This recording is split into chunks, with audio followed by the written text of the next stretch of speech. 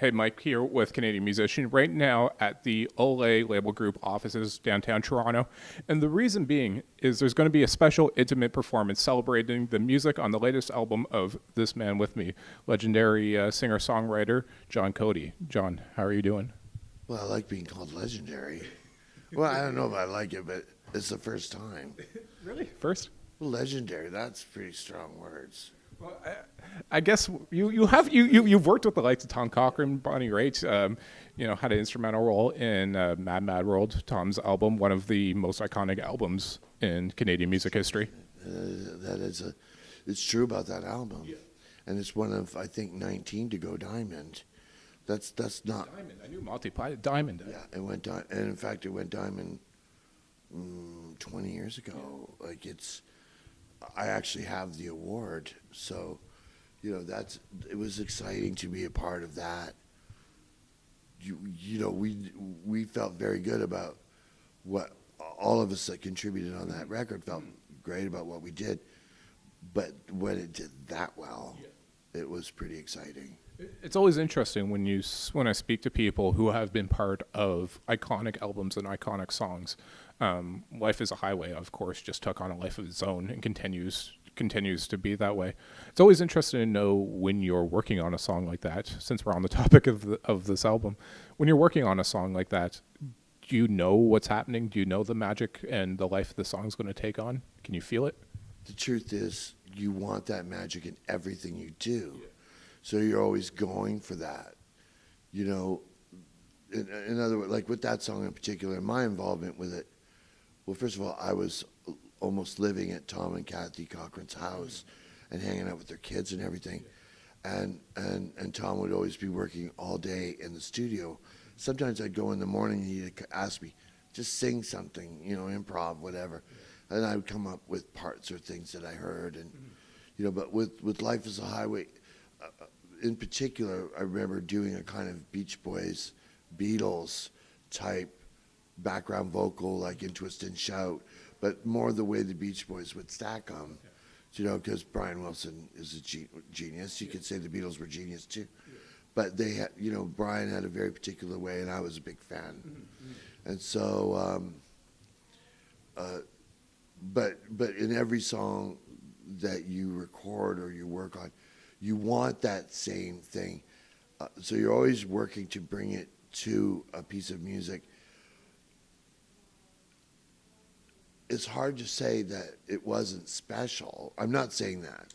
But what I mean more is like, it's hard to say, I knew it was going to be this big thing because you love them all. Do you know what I mean? But there was definitely something. You know what? I'll tell you. Sure.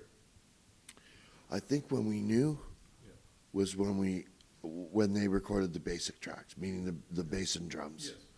So I can't remember his last name, Matty, the drummer. That it's almost like a Motown record. So, like a lot of Motown songs start with these drum riffs a lot. Yeah. And so whatever Matty did, he definitely brought that. I wasn't there for that, but up until that point, it was really Tom just working alone, and then asking me to come in, to do background vocal things. Yes. So I think we were excited about what we're doing because we always were. But when Tom went to Nashville, I think, and came back, might have been Memphis. But came back with all that, it was like, well, you knew you had something. Yeah. Record company couldn't hear it though, but seriously? Yeah, they couldn't. They were like, well, we need another big league or something. And they had Life's Highway right under their fucking nose, okay? Am I allowed to say fuck? Yeah, go ahead. Okay. Like really and truly. Yeah. And I don't give a shit because everyone's moving on to something else. But it was, like there were, I mean, seriously, can you imagine listening to that song and going, I don't hear a hit, It was only one of the biggest hits ever. Certainly Tom's biggest hit. Yeah. And I don't know, like, go ahead. Well, it's one of the biggest hits in modern Canadian music. Is it, what's the author? who's worked with the magazine before, Mal Hewish. What's his first name? Anyways, well known in the Canadian music community author. But he had a book not too long ago, like 100 Greatest Canadian Songs of All Time. And I know Life is, I can't remember the exact number, but Life is a Highway was up there. How could it not be? I mean, it is absolutely iconic. When it was out, I remember I was in Montreal at a club, and they put that song on, and people just jumped up from their tables to dance to it, you know. And living in Los Angeles, I lived in LA for 22 years, and sometimes it would come on in a store, you know, shopping in, or like a Panda Express or something, you know what I mean? And I'd be sitting there, you know, having my orange chicken or whatever, and listening to it going, Jesus, Murphy, you know, I was then and where I am now, you know, you can look at it in a number of ways, good and bad, but it's indelible, you know, and it's just one of those things you just can't deny it. It's like Joni Mitchell River. As soon as you hear those piano chords, or, you know, it's coming on Christmas, you're in a different world. That's what it is. It transports you somewhere else. And of course, I don't want to go too. I know you've been doing a lot of talking about over the last year or two. If anyone doesn't know what I'm referring to, of course, you had of course, part of your larynx taken out almost exactly a year ago. This month, or was in July 2016. It happened. It was July 18th. 2016. Part of your larynx taken out. Of course, that has stopped you from singing.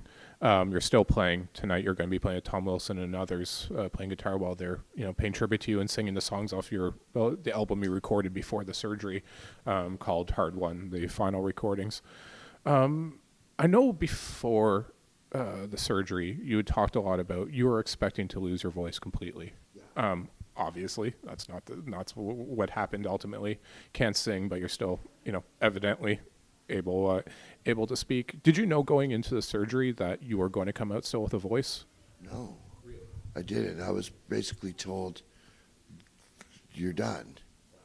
And I was a little upset, actually. Okay. Because, well, they tell you one thing, you expect one thing. And you mean you were upset that you still had a voice after? It's not that I was upset that I didn't right away. I worked on this. Okay. I worked with a speech therapist just to do this. Yeah. Okay. What I was upset about was they didn't tell me. I wanted to know, and they didn't tell me. Mm-hmm. You know, it was like, this is what's happening. It's final. We're going in on this date. I begged for more time. They gave me more time. And no, in a way it was good that, you know, I can communicate. But I was upset that they should have told me. Maybe they didn't tell me because they didn't want me to think I had a chance or something. Mm-hmm. But I wanted to know if I had a chance. Yeah. Do you know what I mean? Yeah. And they did a really good job, I guess. And I read all the paperwork. I'm not supposed to have read it, you know. But sometimes they'd leave you alone in the office, and it was on the computer, so I took a picture of it. Really? And I read it when I went home. Yeah. So I understood what happened in the surgery, and I knew it was serious because there was about 20 doctors. You know, and they told me there was, in fact, they said, they told me, I was in the hallway on the gurney, and they said, well, there's a lot of doctors in this. It's a unique case, so we hope you don't freak out about it. I'm like, if this many people showed up at my show, it'd be a shit show, you know?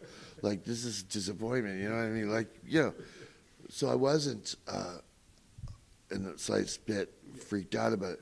But when I read the report of what had happened, and like all of this is scar tissue, and whatever, that's just one of the things that happened. But I didn't expect to be able to make any sound, and I couldn't for a while. In a couple months, I was whispering. I ended up doing a lot of stuff just by wanting to communicate so badly, you know, that I kind of forced what they call sympathetic vocal cords. I don't feel like I have an adequate explanation really yet. But if you think about the larynx, there's like two brushes. So if you have this point and this point, they meet at these 2 points rather than meeting like that.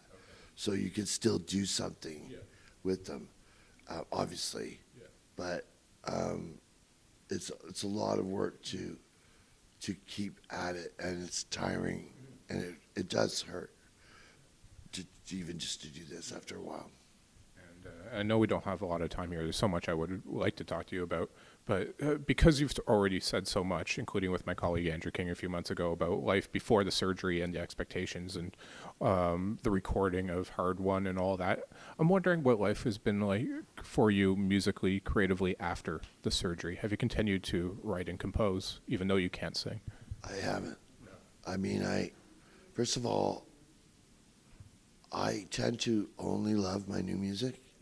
You know, and then like the old stuff is like, fuck it, I want to do my new shit. You know what I mean?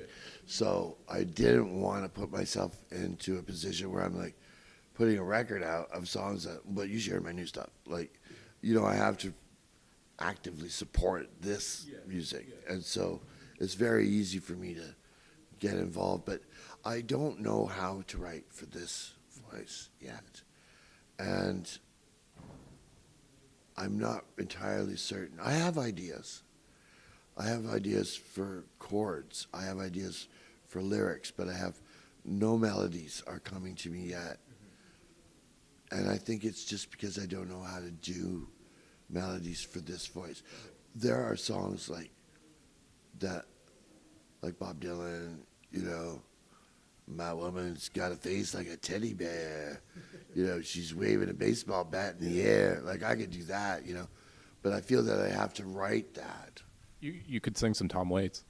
Well, that was another one, but I actually tried yesterday. Really? I wish I had $1 for each time I took a chance. Okay, I could do that. But I wasn't working because I guess when I was singing with the song or trying to sing, it was too high. So if you lower that key, I could do that. But my feeling about that is we already have a Tom Waits. We don't need, do you know what I mean?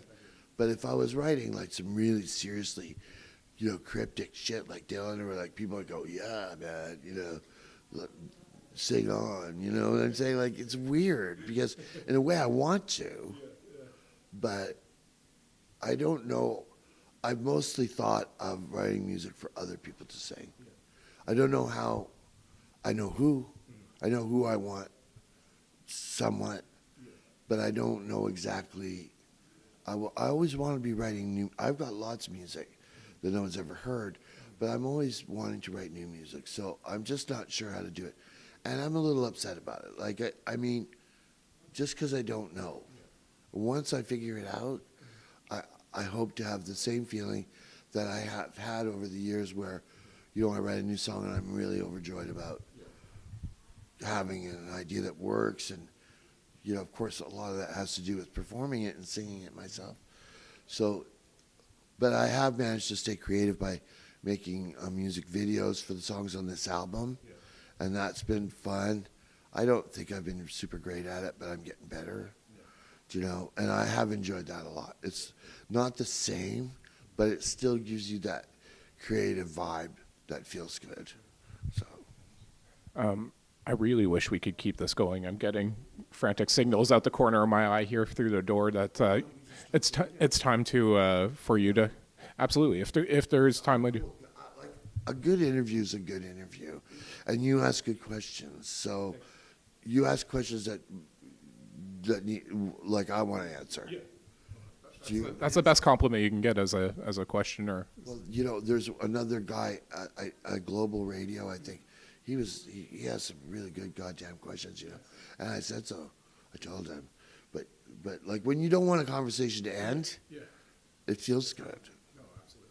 But I agree more. I love the long form interview when it's someone that's into it. I always want to watch those of artists that I love too. You know, it's like you know what, I go on YouTube, right? It'll go like 3 minutes, 4 minutes interview, you know, but then there's one that's like 54. Like, I'm watching that one. Yeah.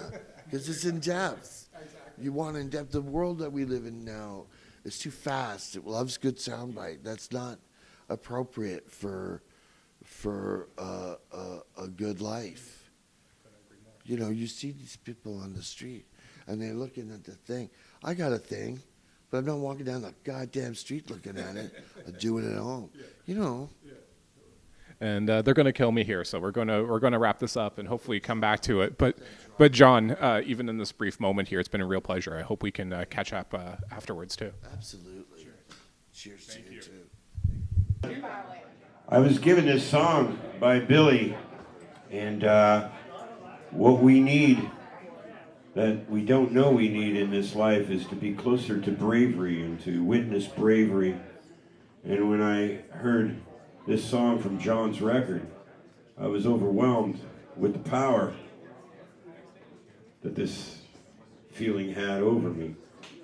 Hamilton guys are always acting tough, unless they run into a guy from Windsor. I think both Hamilton guys and Windsor guys are going to watch their step around you, John, because you are one brave buddy. It's called I Am an Open Door.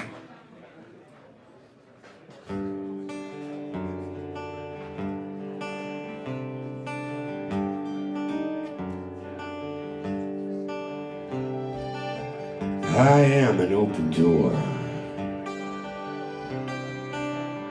You can count on me. I am an open door. You might tread carefully.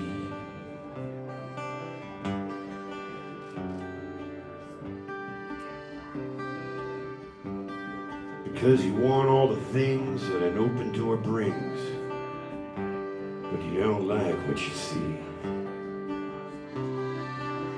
I am an open door.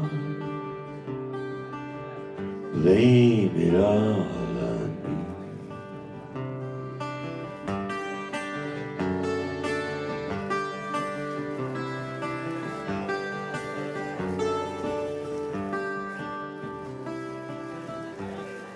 Beside the open door sits a barrel to catch the rain.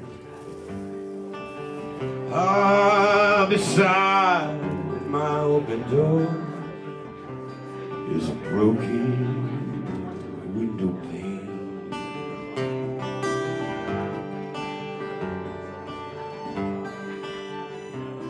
Because the storm is a form of abuse from outside, and it falls so naturally.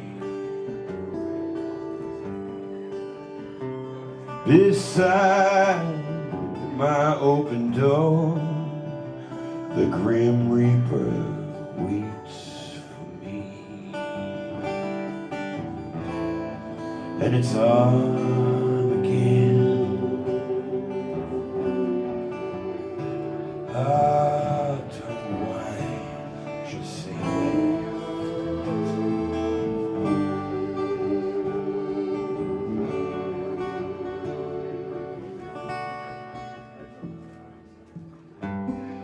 You are an open door, and I can walk through you.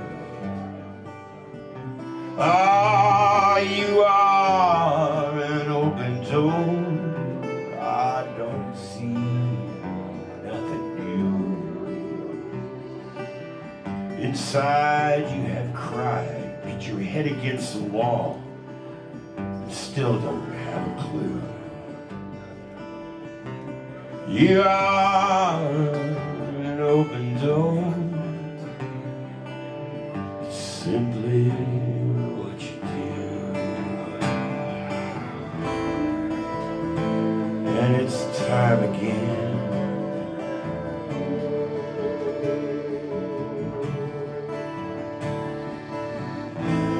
Don't whine, just say when.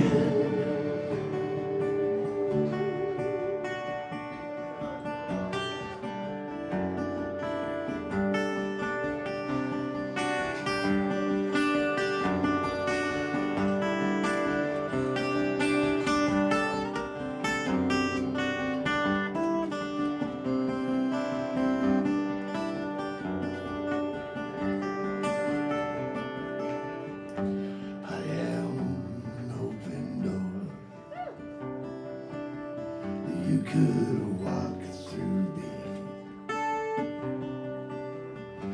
I am an open door. You might tread carefully. Blame it on